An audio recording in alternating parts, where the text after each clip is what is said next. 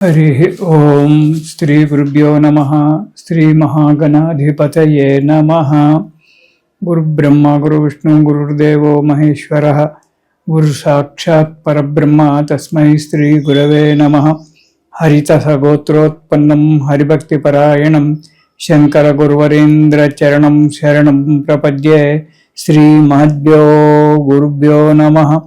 सदाशिवसमारम्भां व्यासशंकरमध्यमाम् अस्मदाचार्यपर्यन्तां वन्दे गुरुपरम्पराम्। अरुणां करुणातरङ्गिताक्षीं धृतपाशाङ्कुशपुष्पबाणचापाम् अनिमादिविरयुवृताम् अयूकैः अहमित्येव विभावयेद्भवानीम्। ओं श्रीमात्रे नमः। భక్తి సమాచారం ప్రేక్షకులకు డాక్టర్ త్రిపుర సుందరి దేవి యొక్క శుభాశీస్సులు.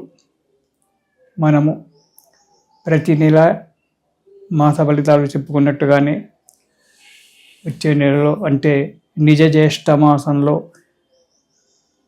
జూన్ 16 నుంచి జూలై 14 వరకు ఉండబడేటువంటి ఒక నిజ జ్యేష్ఠ మాసంలో ద్వాదశ రాశులకు ఏ విధంగా ఉంటుందో మనము క్లుప్తంగా తెలుసుకుందాం. నిజ జ్యేష్ఠ మాసం జూన్ 16 నుంచి జూలై 14 వరకు కన్యా రాశి వారికి. ఈ రాశి వారికి ఈ నెలలో విశేషమైనటువంటి ఒక ఫలదాయకం ఉంది. యత్నించిన కార్యక్రమాలన్నీ కూడా సుఖంగా నెరవేరడం జరుగుతుంది. అభివృద్ధి బాగా ఉంటుంది. ఏ పని చేపట్టినా శుభంగా నెరవేరుతుంది. శుభకార్యాలు చేయడము, శుభకార్యాలలో పాల్గొనడం జరుగుతుంది. బంధుమిత్రుల యొక్క కలయిక ఏర్పడుతుంది. అంతేకాకుండా మీ సొంత గ్రామంలో మీ చిన్ననాటి మిత్రులతో కలిసి కొద్ది రోజులు సంతోషంగా మీ యొక్క విషయాలన్నీ చెప్పుకోవడము, విద్య తర్వాత ఎలా జీవితం గడుస్తుంది అని చెప్పుకోవడము, ఆనందంగా ఉండడం జరుగుతుంది. నిరుద్యోగులకు ప్రయత్నం చేసినట్టయితే ఉద్యోగ లాభం కూడా కలుగుతుంది. ఉద్యోగంలో ఉన్నటువంటి ఒక వ్యక్తులకు అభివృద్ధి చెందడము, ఉన్నతి జరగడం జరుగుతుంది. ఈ నెలలో కన్యారాశి వారికి స్థిరాస్తులు చరాస్తులు పెంచుకోవడము, లాభసాటిగా ఉండడము, కొత్త కొత్త పనులు ప్రారంభించడము, ఈ కాంట్రాక్టుల విషయంలో కాంట్రాక్టులకు కొత్త కొత్త పనులు చేతికి దొరకడము, దానివల్ల వారి యొక్క విషయంలో మంచి జరగడానికి కారకం ఉంది. కొత్త పనులు చేపట్టడము, దానివల్ల లాభాలు ఆర్జించడము కూడా జరుగుతుంది. కానీ కొన్ని పనులకు చిన్న చిన్న ఆటంకాలు ఏర్పడడం జరుగుతుంది. అది సహజమైనటువంటిది. ఆ చిన్న చిన్న ఆటంకాలు కూడా వెలిగిపోయి మీకు అనుకూలమైనటువంటి ఒక వాతావరణం కలగడానికి మంచి సమయం ఆసన్నమైంది. శుభ ఫలితంగానే ఉంటుంది. వివాహం కానిటువంటి ఒక వ్యక్తులకు కన్యారాశి వారికి వివాహం కావడము, సంతానార్థులై ఉన్నటువంటి వారికి సంతానం యోగం కలగడము అనేటువంటిది జరగడానికి ఈ నెలలో మంచి ఫలితం కనబడుతూ ఉంటుంది. ఇక మొదటి వారం కనుక చూసుకున్నట్టయితే ప్రకృతి రీత్యా వాతావరణం పరిస్థితి బట్టి కొంత అనారోగ్యం ఉండొచ్చు. చిన్న చిన్న కలహాలతో కార్యక్రమాలన్నీ కూడా నెరవేరడము, కొద్దిగా డబ్బు ఖర్చు కావడం అనేటువంటి జరుగుతూ ఉంటుంది. ఉద్యోగస్తులకు స్థాన చలనము ఏర్పడేటువంటి ఒక విషయం కనబడుతూ ఉంటుంది. అది కూడా మీరు కోరుకున్నటువంటి ఒక స్థలానికే స్థానచలనం జరగడానికి ఆస్కారం ఉంది.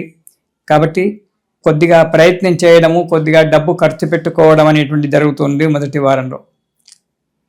ఇక రెండవ వారం కనుక చూసుకున్నట్టయితే ప్రతి కార్యక్రమంలో విజయాన్ని చవిచూస్తారు.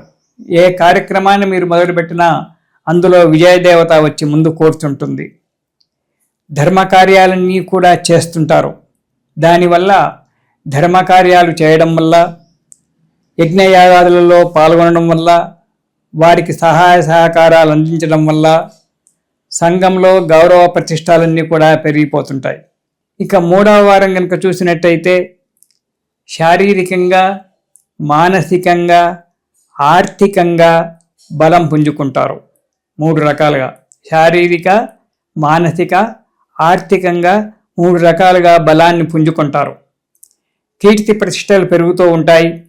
ఏంటంటే ఒక పని మనము చేస్తూ ఉన్నప్పుడు అందులో లాభాలు కలిగితే ఆ పని మీద మనకు మంచి కొత్త కొత్త పనులన్నీ కూడా చేస్తూ ఉంటాం. దానివల్ల ఆర్థిక పరిస్థితి మెరుగుపడము, లాభాలు చూడడం జరుగుతుంది. 10 మంది మీ వెంట తిరుగుతూ ఉండడము మంచిగా ఉంటుంది. కొత్త కొత్త స్నేహితులు ఏర్పడడం జరుగుతుంది. సుఖము, శాంతి లభిస్తుంది.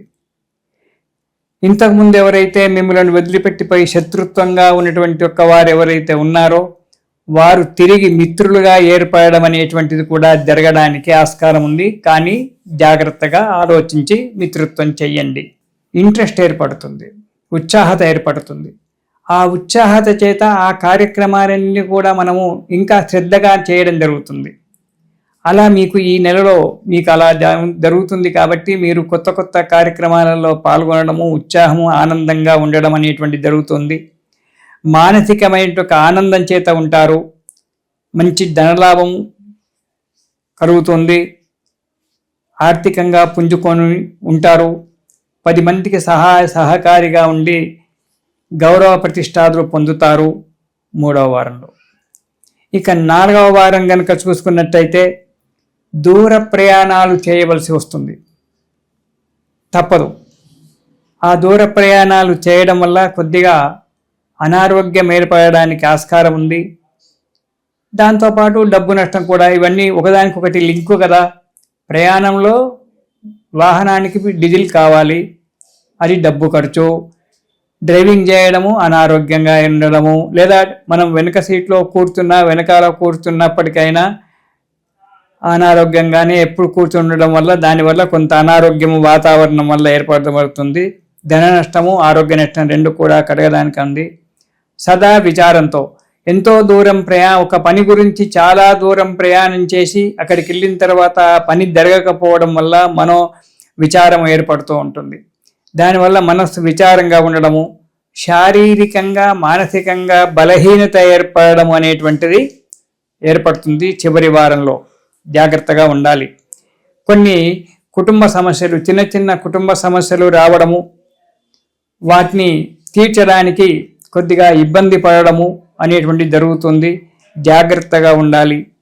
ఈ నెలలో ఈ కన్యారాశి వారు శ్రీపాద శ్రీవల్లభ స్తోత్రము, శుద్ధమంగళ స్తోత్రం అనేటువంటిది ఉంటుంది.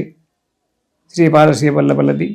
ఆ సిద్ధమంగళ స్తోత్రము అనేటువంటి దాన్ని ప్రతిరోజు మీరు పారాయణం చేయండి.